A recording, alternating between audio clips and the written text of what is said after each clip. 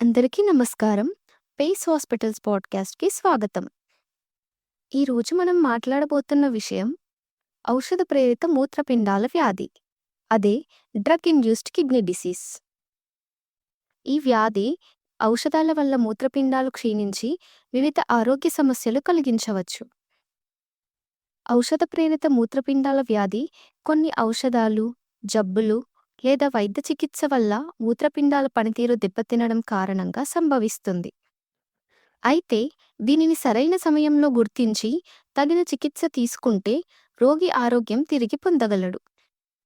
ఈ ఎపిసోడ్లో డాక్టర్ కిషోర్ కుమార్ గారు, కన్సల్టెంట్ నెఫ్రాలజిస్ట్ మరియు కిడ్నీ ట్రాన్స్‌ప్లాంట్ ఫిజిషియన్, ఔషధాల వల్ల మూత్రపిండాల వ్యాధి, దాని లక్షణాలు, చికిత్స విధానాలు, నివారణ మరియు ఈ వ్యాధికి సంబంధించి తీసుకోవాల్సిన జాగ్రత్తల గురించి వివరించబోతున్నారు. డాక్టర్ కిషోర్ కుమార్ గారు పేస్ హాస్పిటల్స్ హైటెక్ సిటీలో మాతో చర్చిస్తున్నందుకు ధన్యవాదాలు. నమస్తే, నా పేరు డాక్టర్ కిషోర్ కుమార్. నేను హైటెక్ సిటీలోని పేస్ హాస్పిటల్స్లో నెఫ్రాలజిస్ట్ మరియు కిడ్నీ ట్రాన్స్‌ప్లాంట్ స్పెషలిస్ట్‌గా పనిచేస్తున్నాను. ఈరోజు నేను మందుల ద్వారా కిడ్నీలు పాడవుతాయా అనే టాపిక్ గురించి మాట్లాడబోతున్నాను. డాక్టర్ కిషోర్ కుమార్, ఔషధ ప్రేరిత కిడ్నీ వ్యాధికి మందులు తీసుకోవడం సురక్షితమేనా?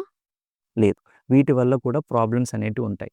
ఎనీ మెడిసిన్ అంటే ఏ మందైనా సరే దానికి సైడ్ ఎఫెక్ట్ అనేది ఉంటుంది.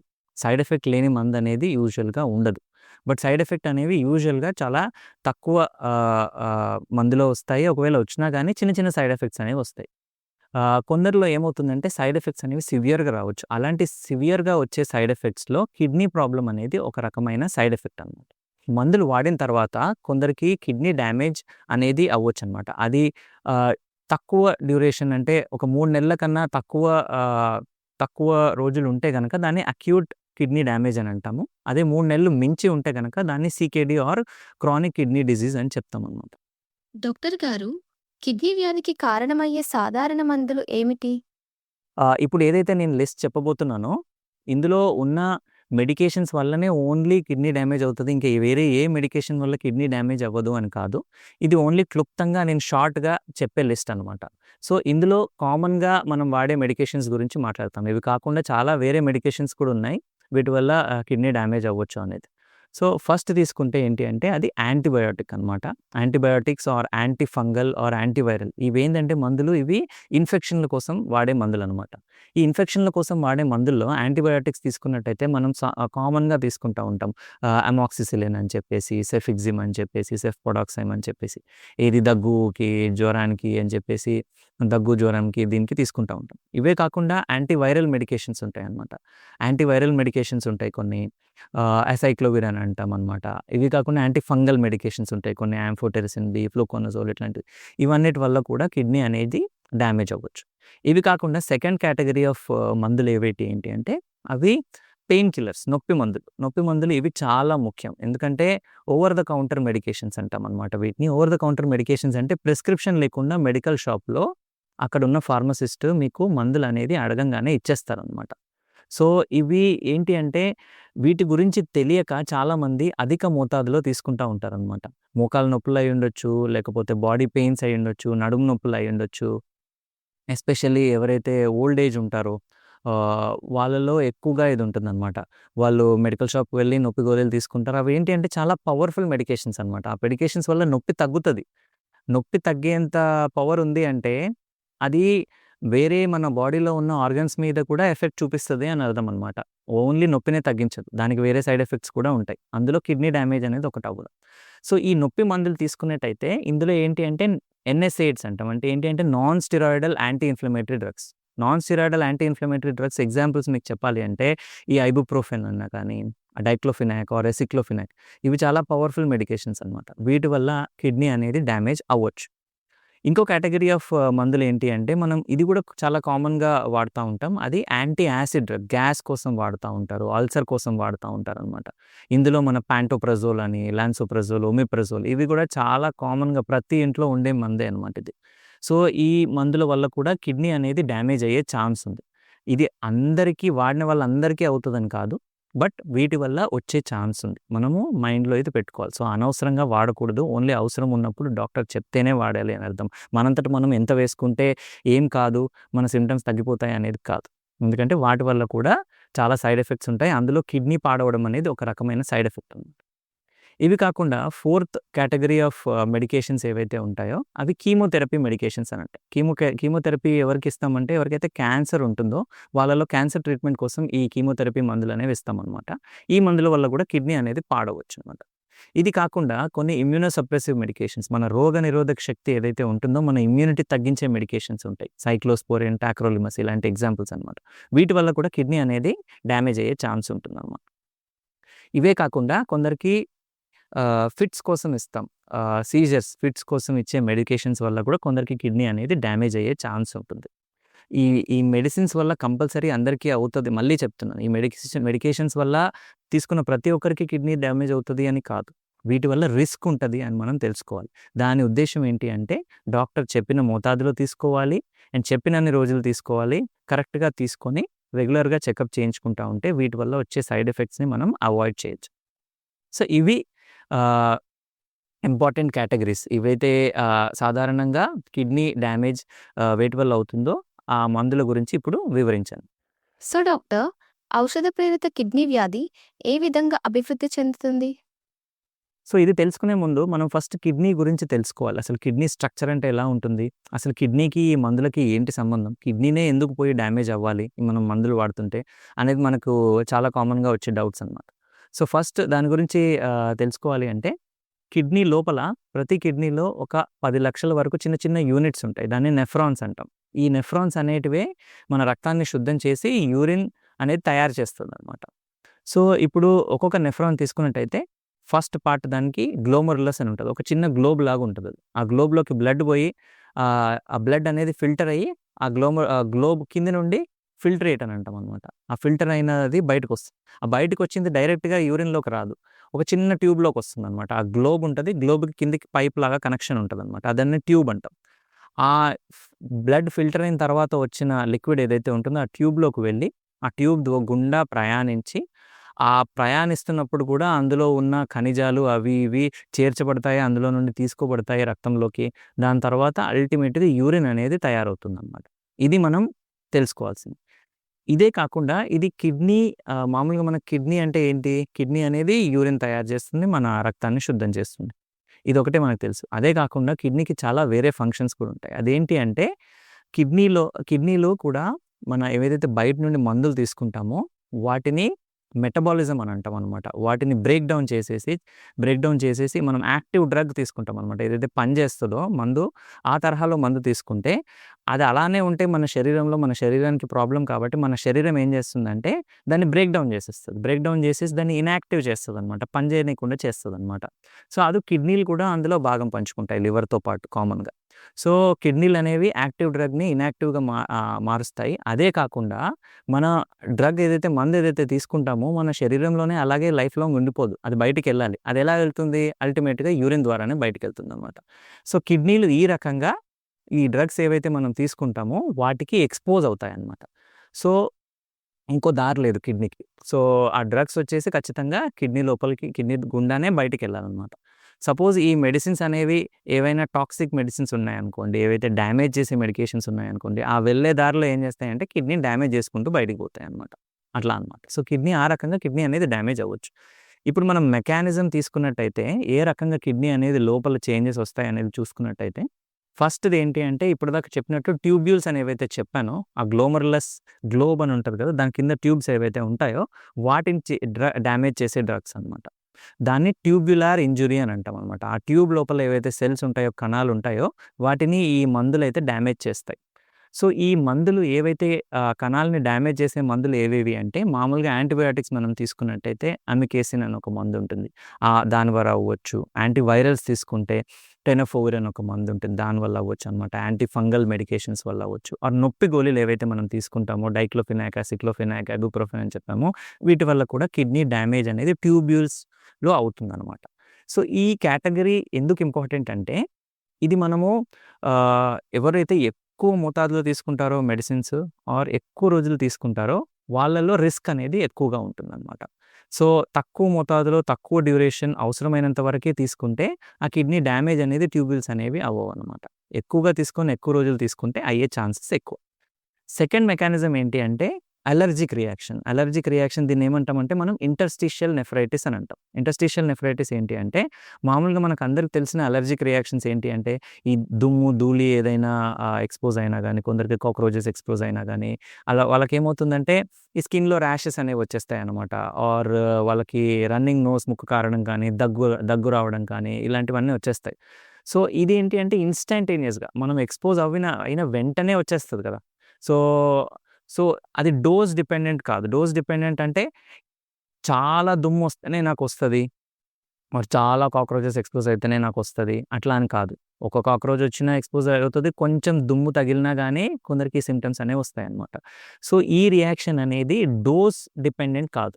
అంటే ఈ మెడిసిన్స్ ఏవైతే కాజ్ చేస్తాయో ఈ అలర్జిక్ రియాక్షన్ అనేది మనం ఒకసారి తీసుకున్నా ఆర్ తక్కువ మోతాదులో తీసుకున్నా, అవసరమైనంత తీసుకున్నా కానీ ఈ కిడ్నీ డ్యామేజ్ అనేది అవ్వొచ్చనమాట. సో, ఇది మనం ప్రిడిక్ట్ చేయలేం. ఎవరికొస్తది, ఎవరికి రాలేదనేది ప్రిడిక్ట్ చేయలేం. ఇందులో ఏమేమి మందులుంటాయంటే, మామూలుగా వాడే యాంటీబయోటిక్స్ ఏవైతే మన అమోక్సిసిలిన్ ఉంటదో, సెఫ్లోస్పోరిన్, సెఫిక్సిమ్ ఆర్ సెఫ్పోడాక్సమ్ అనే మందులు ఆర్ మన పెయిన్ కిల్లర్స్ కూడా ఇలా కాజ్ చేయొచ్చు. దీంతో పాటు మనం గ్యాస్‌కి వాడే మందులు ఏవైతే పాంటోప్రజోల్, ఒమిప్రజోల్ ఏవైతే ఉంటాయో వీటి వల్ల కూడా ఈ కిడ్నీలనేవి అలర్జిక్ రియాక్షన్స్ రావచ్చనమాట. ఇవి కాకుండా మూడో కేటగిరీ ఏంటి అంటే, మూడో కేటగిరీలో ఈ మందులు ఏవైతే మనం వాడతామో, అవి పోయి యూరిన్‌లో చిన్న చిన్న క్రిస్టల్స్ లాగా డిపాజిట్ అయ్యి, ఆ ట్యూబ్స్ అని ఏదైతే చెప్పానో, ఆ ట్యూబ్‌లో పోయి బ్లాక్ చేసేసి, ఆ ట్యూబ్యూల్స్‌ని డ్యామేజ్ చేసేస్తాయన్నమాట. సో, అది కూడా థర్డ్ మెకానిజం. ఇవి కాజ్ చేసే మెడికేషన్స్ కూడా కొన్ని రకాలు సెపరేట్‌గా ఉంటాయన్నమాట. లైక్ ఎసైక్లోవిర్ అని ఉంటాయి కొన్ని మెడికేషన్స్ అట్లాంటివి. Antiviral medications. అదే కాకుండా ఫోర్త్ కేటగరీ ఏంటి అంటే, ఫోర్త్ కేటగరీలో ఈ మందులు డైరెక్ట్‌గా పోయి కిడ్నీని ఏం డ్యామేజ్ చేయవు. ఆ గ్లోమెరులస్‌ని ఏం చేయవు, కిడ్నీ లోపల ఉన్న ట్యూబ్యూల్స్‌ని ఏం చేయవు. కానీ కిడ్నీకి రక్త సరఫరా అనేది తగ్గిచ్చేస్తాయన్నమాట. సో, ఇందులో మనం తెలుసుకోవాల్సిన ఇంపార్టెంట్ మెడికేషన్స్ ఏవైతే ఉంటాయో, అవి మనం సాధారణంగా షుగర్ పేషెంట్స్‌కి మరియు డయాబెటిస్ అదే షుగర్ పేషెంట్స్‌కి మరియు బీపీ పేషెంట్స్‌కి కూడా ఇచ్చే మాత్రలుంటాయన్నమాట. ఎగ్జాంపుల్స్ ఈ టెల్మిసార్టాన్ అని, లోసార్టాన్ అని చెప్పి, ఆల్మిసార్టాన్ అని చెప్పేసి, ఇలాంటి మెడికేషన్స్ ఏవైతే angiotensin receptor blockers or angiotensin receptor inhibitors అనే కేటగరీ ఉంటదన్నమాట మందులు. అందులో అవి చాలా కామన్‌గా బీపీ పేషెంట్స్‌కి ఇస్తా ఉంటామన్నమాట. ఆర్ కిడ్నీ పేషెంట్స్ కూడా ఇస్తా ఉంటాం. అదే కాకుండా షుగర్ పేషెంట్స్‌లో వాడే డపాగ్లిఫ్లోసిన్ అని ఒక మెడిసిన్ ఉంటదన్నమాట. ఈ మెడిసిన్ వల్ల కూడా యూజువల్‌గా కొందరికి కిడ్నీలో బ్లడ్ సరఫరా అనేది తగ్గే ఛాన్సెస్ ఉంటాయి. సో, ఇది ఎవరికి తగ్గుతది అంటే అందరికీ తగ్గదు. ఓకే. సో, ఈ మెడిసిన్స్ వాడుతున్నప్పుడు కొన్ని ఇంపార్టెంట్ ప్రికాషన్స్ అనేవి అవసరం అనమాట. ఎవరికైతే సాధారణంగా ఈ మెడిసిన్స్ వాడే పేషెంట్స్ ఎవరైతే sugar patients or BP patients ఉంటారో, ఎప్పుడైతే వాళ్ళు సరిగ్గా తినలేరో ఏదైనా జ్వరం వల్ల కానీ, ఆర్ వామిటింగ్స్, లూజ్ మోషన్స్ రావడం వలన కానీ, వారు ఫుడ్ సరిగ్గా తీసుకోవట్లేదన్నప్పుడు, ఆర్ ఏదైనా ఆపరేషన్‌కి ముందు 2 రోజుల ముందు నుండే ఈ మెడికేషన్స్ అనేవి స్టాప్ చేసేయాలి. ఎందుకంటే ఎప్పుడైతే మనం సరిగ్గా ఫుడ్ తినమో, వాంతులు, లూజ్ మోషన్స్ అయినప్పుడు ఆర్ ఆపరేషన్స్ ఉన్నప్పుడు ఏంటంటే ఉపవాసం ఉండాల్సొస్తది. ఆపరేషన్ ఉన్నప్పుడు ఫుడ్ పెట్టరు. ఆపరేషన్‌కి 12 అవర్స్ ముందు నుండి ఫుడ్ పెట్టరనమాట. అండ్ వామిటింగ్, లూజ్ మోషన్స్ ఉన్నప్పుడు మన బాడీలో నుండి ఆల్రెడీ వాటర్ అనేది బయటికెళ్ళిపోతుంది. మనం ఉపవాసం ఉన్నా, జ్వరం ఉన్నా, సరిగ్గా తినకపోయినా బాడీలో వాటర్ అనేది తగ్గుతుంది. ఇలా వాటర్ తగ్గినప్పుడు ఆల్రెడీ కిడ్నీకి రక్త సరఫరా అనేది తక్కువగా ఉంటుంది. అలాంటప్పుడు కూడా ఈ మెడిసిన్స్ మనం వాడితే గనక దాన్నేమంటామంటే దానికి ఇంకా బ్లడ్ సప్లై అనేది కిడ్నీకి ఇంకా తగ్గిపోతుంది ఈ మెడిసిన్స్ వల్ల. అప్పుడు కిడ్నీ అనేది డ్యామేజ్ అయ్యే ఛాన్స్ ఉంటుందనమాట.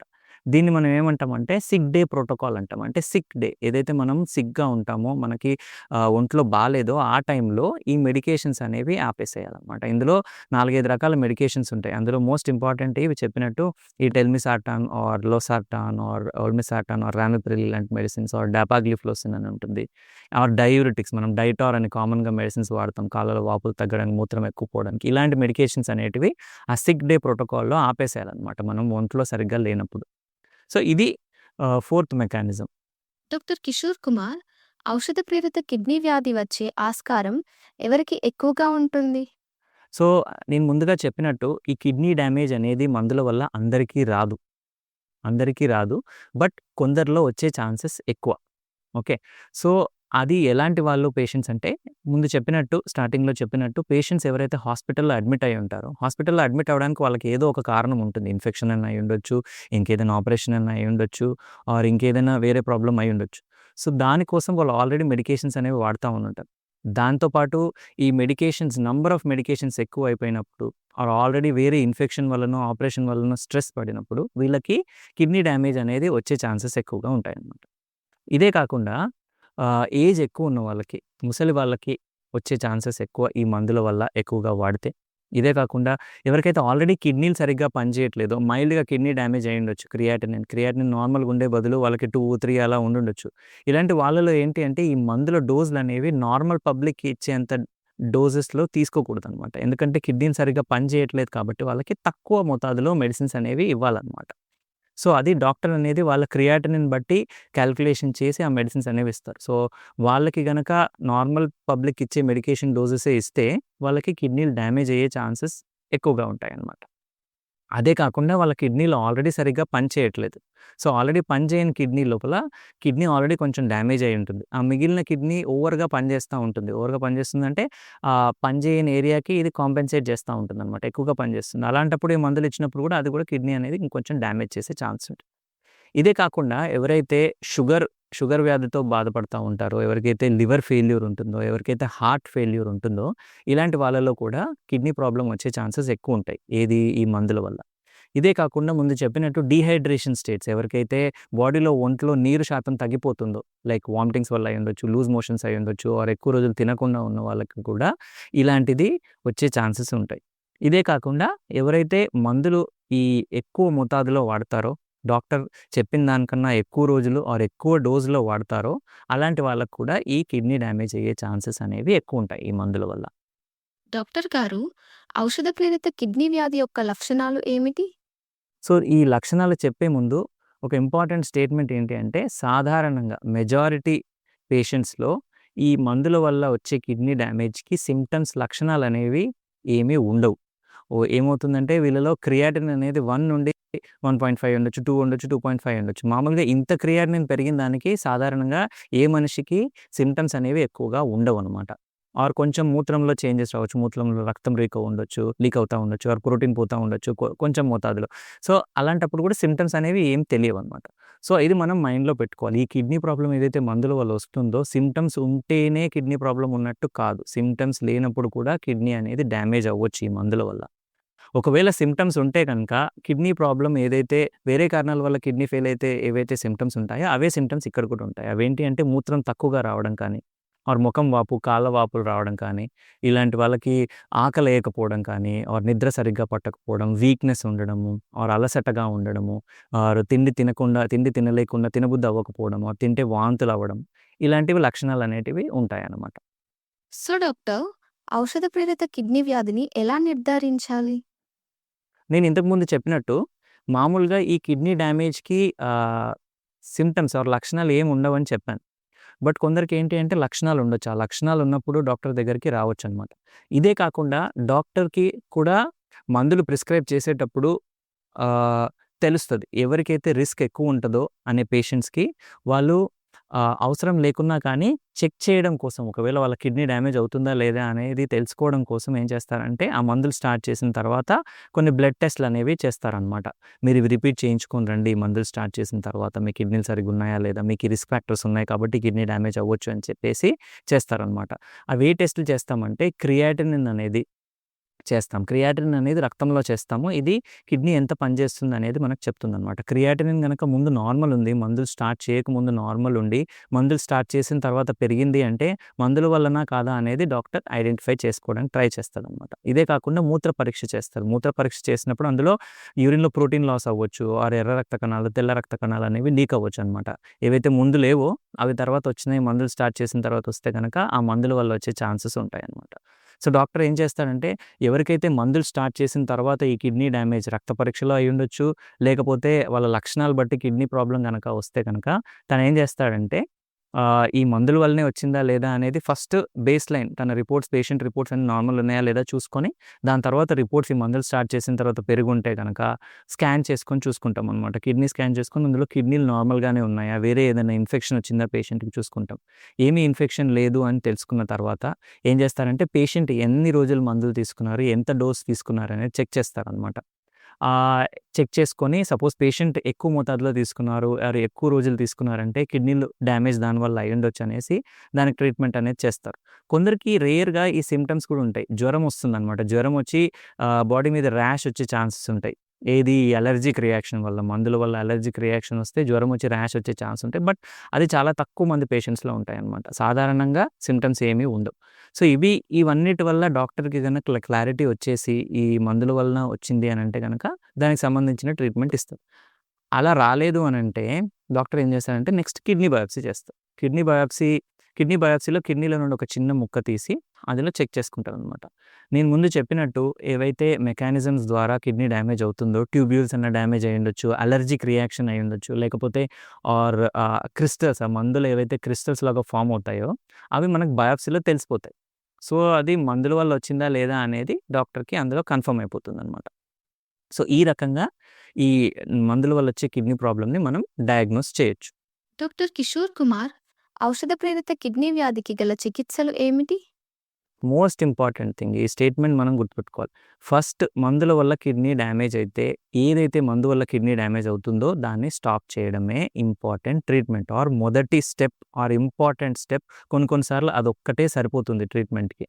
మందులు ఏదైతే దేనివల్ల అయితే కిడ్నీ ప్రాబ్లమ్ వచ్చిందో అది డాక్టర్ నెఫ్రాలజిస్ట్ ఐడెంటిఫై చేసిన తర్వాత దాన్ని ఆపేయడమే మెయిన్ సొల్యూషన్. ఆపేసిన తర్వాత చాలా మందిలో కిడ్నీ అనేది రికవర్ అయిపోతుందనమాట. యూజువల్‌గా ఒక వారం లోపలనే క్రియాటిన్ అనేది తగ్గుదల ఉండొచ్చు. చాలా వరకు రికవర్ అయిపోవచ్చు. కొందరికి నార్మల్ అయిపోవచ్చనమాట. అలా ఎవరికైతే అవ్వదో వాళ్ళలో డాక్టర్ బయాప్సీ చేసుకున్న తర్వాత కిడ్నీ బయాప్సీ లోపల గనక వాళ్ళకి అలర్జిక్ రియాక్షన్ ఉంది అంటే డాక్టర్ ఏం చేస్తాడంటే స్టిరాయిడ్స్ అనే ఒక రకమైన మందులు ఇస్తారనమాట. ఈ స్టిరాయిడ్స్ అనేవి ఏం చేస్తాయంటే వాళ్ళ రోగనిరోధక శక్తి కొంచెం తగ్గించేసి ఆ ఇమ్యూనిటీ వల్ల వచ్చే కిడ్నీ డ్యామేజ్ ఏదైతే చెప్పానో ఇమ్యూన్ రియాక్షన్ ద్వారా ఎలర్జిక్ రియాక్షన్ ద్వారా వచ్చేదాన్ని తగ్గించేసేసి కిడ్నీ రికవరీకి దోహదపడతాయన్నమాట. సో ఇది సాధారణంగా ట్రీట్మెంట్ మనం మందుల వల్ల వచ్చే కిడ్నీ ప్రాబ్లమ్‌కి చేసే ట్రీట్మెంట్. మెయిన్ ట్రీట్మెంట్ ఏంటి అంటే ఏదైతే మందులు వస్తాయో దాన్ని ఆపేయడం. డాక్టర్ గారు, ఒక చివరి ప్రశ్న. ఔషధ ప్రేరిత కిడ్నీ వ్యాధికి తీసుకోవాల్సిన నివారణ చర్యలు ఏమిటి? సో నేను ముందు చెప్పినట్టు మందుల వల్ల కిడ్నీ డ్యామేజ్ అనేది కొన్ని మందుల ద్వారా ఎక్కువ మోతాదులో తీసుకొని ఆర్ ఎక్కువ రోజులు వాడితే కిడ్నీ ప్రాబ్లమ్ అనేది రావచ్చు. కొందరికైతే తక్కువ మోతాదులో తీసుకున్నా ఆర్ ఒకసారి, 2 సార్లు తీసుకున్నా కానీ కిడ్నీ డ్యామేజ్ అనేది అవ్వచ్చు. ఈ సెకండ్ కేటగరీ ఏదైతే చెప్పానో దానికి సెపరేట్ ప్రికాషన్స్ అంటూ చెప్పలేము. ఎందుకంటే ఎవరికి వస్తుందో ముందే చెప్పలేము. ఎందుకంటే అది అలర్జిక్ రియాక్షన్ అనమాట. కొందరికి ఆల్రెడీ ఆ రిస్క్ అనేది ఉంటది. మనం ముందే ఐడెంటిఫై చేయలేం. ఆర్ ముందెప్పుడైనా గనక ఇలాంటి మెడిసిన్స్ వాడితే వాళ్ళ కిడ్నీ డ్యామేజ్ అయింది అని ముందే గనక వాళ్ళకి హిస్టరీలో తెలిసుంటే అలాంటి మెడికేషన్స్ అనేవి తిరిగి వాడకూడదనమాట. ఇది కాకుండా మెడికేషన్స్ ఎక్కువ డోస్‌లో వాడి ఆర్ ఎక్కువ రోజులు వాడితే కిడ్నీ డ్యామేజ్ అయ్యే ఛాన్స్ ఎవరికైతే ఉంటుందో వాళ్ళు ఇప్పుడు నేను చెప్పబోయే ప్రికాషన్స్ తీసుకుంటే వాళ్ళకి రిస్క్ అనేది తగ్గిపోవచ్చనమాట. ఫస్ట్ డాక్టర్ దగ్గరికెళ్ళినప్పుడు డాక్టర్ ఏవైనా మెడిసిన్స్ అడ్వైస్ చేస్తున్నప్పుడు ఏదైనా ట్రీట్మెంట్ కోసం మీరు వాడే మందులు వేరే కారణాల కోసం ఏవైతే షుగర్‌కి అయ్యుండొచ్చు, బీపీకి అయ్యుండొచ్చు, నొప్పి గోళీలు అయ్యుండొచ్చు, గ్యాస్ కోసం అయ్యుండొచ్చు, ఇంకేవైనా సరే ఏది వాడుతున్నా సరే అన్నీ డాక్టర్‌కి వివరించాలి. ఎందుకంటే వాటన్నిటి బేసిస్ మీద కూడా డాక్టర్ ఇప్పుడు ఇచ్చే మెడిసిన్స్ అనేవి చేంజ్ అవ్వచ్చనమాట. వాళ్ళు డిసైడ్ చేసుకొని అరే ఆల్రెడీ ఈ పేషెంట్ ఈ మెడిసిన్ వాడుతున్నాడు. ఇప్పుడు నేను ఇయ్యబోయే మెడిసిన్ వల్ల 2 ఇంటరాక్షన్ అయిపోయి తన కిడ్నీ డ్యామేజ్ అయితది అనేది మీరు చెప్తేనే డాక్టర్‌కి తెలుస్తుంది. మీరు చెప్పకపోతే వాళ్ళకి తెలియదు. ఓకే. కొన్ని సార్లు మీరు మిస్ చేసేయొచ్చు. ఇదే కాకుండా మీరేదైనా వేరే మెడిసిన్స్ ఆయుర్వేదిక్, హోమియోపతిక్ ఇవన్నిటి వల్ల ఏవైతే వాడుతున్నారో అవి కూడా చెప్పడం చాలా ఇంపార్టెంట్. ఎందుకంటే ఏ మెడిసిన్ వాడితే ఏ ఇంటరాక్షన్ ఉంటదో అది మనకు తెలియదు. ఇది మనం జాగ్రత్తగా ఉండాలి. ఇది ఫస్ట్ థింగ్. నెక్స్ట్ థింగ్ ఏంటి అంటే ఏదైతే మందులు తీసుకుంటారో అవి సరైన మోతాదులో తీసుకుంటున్నారా లేదా అనేది మీరు చూసుకోవాలి. తెలియకుండా ఎక్కువ మోతాదులో ఆర్ నొప్పి తగ్గుతుంది కదా అని చెప్పేసి డాక్టర్ రోజుకి ఒకసారి 2 సార్లు అడ్వైస్ చేస్తే 3 సార్లు, 4 సార్లు తీసుకోవడము, ఆర్ డాక్టర్ 3 రోజులకే ఇచ్చారు నొప్పి గోళీలు అనుకుంటే మీరు అదొక వారం రోజులు వాడడమో, నెల రోజులు వాడడమో చేస్తే దానివల్ల కిడ్నీలు అనేవి ఖచ్చితంగా డ్యామేజ్ అవుతాయన్నమాట. ఇలాంటివి చేయకూడదు. డాక్టర్ చెప్పినన్ని రోజులు, చెప్పిన డోస్‌లో ఆర్ చెప్పినన్ని రోజులు మాత్రమే తీసుకోవాలి. మీ అంతట మీరు ఎక్కువ రోజులు పనిచేస్తున్నాయి కదా అని తీసుకోకూడదు. దానివల్ల వచ్చేది నష్టాలే. ఇవి కాకుండా ఎప్పుడైతే మీకు ఈ వాంతులు ఆర్ లూజ్ మోషన్స్ ఇట్లాంటి జ్వరము ఇట్లాంటివి ఏమైనా ఉన్నప్పుడు ఎస్పెషల్లీ ఈ నొప్పి గోళీలైనా కానీ ఆర్ ఏవైతే ఆ బీపీ మెడికేషన్స్ ఏవైతే చెప్పానో, ఆ షుగర్ మెడికేషన్స్ ఏవైనా చెప్పానో అవి హోల్డ్‌లో పెట్టడం బెటర్ అనమాట. దీంతో ఇదే కాకుండా బాడీలో హైడ్రేషన్ ఆర్ నీరు శాతం అనేది కరెక్ట్ మోతాదులో ఉండేటట్టు చూసుకోవాలనమాట. దాని మీనింగ్ ఏంటి అంటే మీరు నీరు సరిపడా అంత తీసుకోవాలి అని అర్థం.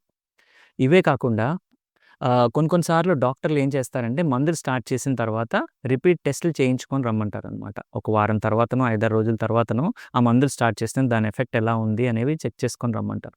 అది చాలా ఇంపార్టెంట్ అనమాట. కొందరు పేషెంట్స్ ఏంటి అంటే సింప్టమ్స్ తగ్గిపోయినాయి కదా అని చెప్పేసి చేయించుకొని రారు. డాక్టర్ రాసే ఉద్దేశ్యం ఇంకొకటి ఉంటుంది. ఏంటి అంటే ఈ మందుల వల్ల వారికి ఇంకేమైనా సైడ్ ఎఫెక్ట్స్ వస్తున్నాయా? దానివల్ల ఇంకేమైనా కిడ్నీ డ్యామేజ్ అవుతుందా? అనే దానికోసం టెస్ట్ రాసుండవచ్చు. అది పేషెంట్స్‌కి తెలియక వాళ్ళు చేయించుకొని రాక ఆ కిడ్నీ డ్యామేజ్ అలానే ప్రోగ్రెస్ అయిపోయి కిడ్నీ ప్రాబ్లమ్ అయ్యే ఛాన్సెస్ ఉంటాయన్నమాట. సో, డాక్టర్ చెప్పినట్టు చెప్పిన విధంగా టెస్ట్‌లు మళ్ళీ మందులు స్టార్ట్ చేసిన తర్వాత చేయించుకొని మళ్ళీ చూపించాలి. ఇవే కాకుండా ఎప్పుడైనా మీకేవైనా మందులు స్టార్ట్ చేసిన తర్వాత కొత్త సింప్టమ్స్ వచ్చినాయి. కిడ్నీ ఫెయిల్యూర్ సింప్టమ్స్ ఏవైనా అయ్యుండొచ్చు. లేకపోతే సడెన్‌గా మందులు స్టార్ట్ చేసిన తర్వాత ముందు లేని ఫీవర్ వచ్చింది. ఆర్ బాడీలో ర్యాష్ వచ్చింది. ఆర్ మూత్రం సరిగ్గా రావట్లేదు. వీక్ అయిపోతున్నారు. తినబుద్ధి అవ్వట్లేదు. ఆర్ ఆకలి ఎయట్లేదు. ఎనర్జీ లేదు. ఇలాంటి సింప్టమ్స్ ఏమైనా వచ్చినాయనుకోండి, వాపులొచ్చాయి బాడీలో. ఇలాంటి సింప్టమ్స్ వస్తే వెంటనే డాక్టర్ దగ్గరికి వెళ్ళాలనమాట. ఎందుకంటే అవి ఆ మందుల వల్ల వచ్చినాయా లేదా అనేది ఐడెంటిఫై చేసి డాక్టర్ ఆ మెడిసిన్ స్టాప్ చేసేసి మీకు సరైన ట్రీట్మెంట్ అనేది ఇవ్వొచ్చనమాట. సో, ఇది క్లుప్తంగా ఈ మందుల వల్ల వచ్చే కిడ్నీ ఫెయిల్యూర్ గురించి మీరు తెలుసుకోవాల్సిన ఇన్ఫర్మేషన్. ఇందులో నేను చెప్పిందల్లా మీరు విన్నా, వినకపోయినా ఒకటి మాత్రం గుర్తుపెట్టుకోండి. Over the counter medications especially antibiotics అనేవి మీ అంతట మీరు వాడడానికి ట్రై చేయొద్దు. ఎందుకంటే మీకు సరైన మోతాదు ఒకవేళ మీరు మెడికల్ షాప్‌లో పోయి మందులు వాళ్ళు సరిపోతది ఇది అని చెప్పేసి వాళ్ళే ఇస్తా ఉంటారు ట్రీట్మెంట్. వాళ్ళేం చేస్తారు యాక్చువల్లీ మందులనేవి కొన్ని కోర్స్ ఉంటదనమాట. 3 డేస్, 5 డేస్, 7 డేస్ ఇవ్వాలని. 1 డే, 2 డేస్ ఇచ్చినా గానీ యాంటీబయోటిక్స్ వల్ల సింప్టమ్స్ తగ్గిపోతాయి. బట్ ఆ కోర్స్ సరిపోక ఆ బ్యాక్టీరియా ఆర్ వైరస్ ఫుల్‌గా పోక ఏంటంటే ఆ బ్యాక్టీరియాకి రెసిస్టెన్స్ వచ్చేస్తది ఆ మందులకి. తర్వాత ఆ మందులు ఇచ్చినా పనిచేయవు. ఇంకొకటి ఏంటి అంటే పెయిన్ కిల్లర్స్. పెయిన్ కిల్లర్స్ మందులు నొప్పి తగ్గాయని చెప్పేసి మళ్ళీ మళ్ళీ వెళ్లి తీసుకుంటా ఉంటారనమాట.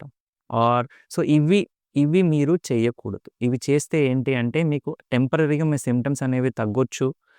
బట్ అల్టిమేట్‌గా లాంగ్ రన్‌లో అది ప్రజలకి అందరికీ నష్టం. ఎందుకంటే రెసిస్టెంట్ బ్యాక్టీరియా గనక ఏదైనా వచ్చిందనుకోండి, అది మీకే కాకుండా వేరే వాళ్ళకి కూడా ఇన్ఫెక్షన్ చేసి మనకున్న మందులు కూడా పనిచేయవు. ఈ నొప్పి గోళీలు కూడా ఎక్కువగా వాడుతా ఉంటే ఏంటంటే కిడ్నీ అనేది ఖచ్చితంగా డ్యామేజ్ అవుతుంది. ప్లస్ బీపీ రావచ్చు. ఇలాంటి వేరే సైడ్ ఎఫెక్ట్స్ కూడా వచ్చే ఛాన్సెస్ ఉంటాయి. సో, ఇది మందుల వల్ల వచ్చే కిడ్నీ డ్యామేజ్ గురించి క్లుప్తంగా. నమస్తే. Thank you. ఔషధ ప్రేరిత మూత్రపిండాల వ్యాధి గురించి మా ప్రేక్షకులకు ఎంతో విలువైన సమాచారం అందించినందుకు డాక్టర్ కిషోర్ కుమార్ గారికి హృదయపూర్వక ధన్యవాదాలు. ఈ సమాచారం మా ప్రేక్షకులకు తప్పకుండా ఉపయోగపడుతుందని ఆశిస్తున్నాము. ఔషధ ప్రేరిత మూత్రపిండాల వ్యాధి గురించి మీకు ఏవైనా సందేహాలు ఉంటే నెఫ్రాలజిస్ట్ లేదా వైద్య నిపుణులను సంప్రదించండి. సరైన అవగాహన, ముందస్తు పరీక్షలు మరియు ఆరోగ్యకరమైన జీవన శైలితో ఈ వ్యాధిని సమర్థంగా ఎదుర్కొనవచ్చు. మరొక ఆరోగ్యకరమైన మరియు ఉపయోగకరమైన ఎపిసోడ్తో మళ్ళీ కలుసుకుందాం పేస్ హాస్పిటల్స్ పాడ్కాస్ట్లో. అప్పటి వరకు జాగ్రత్తగా ఉండండి, ఆరోగ్యంగా ఉండండి. ధన్యవాదాలు.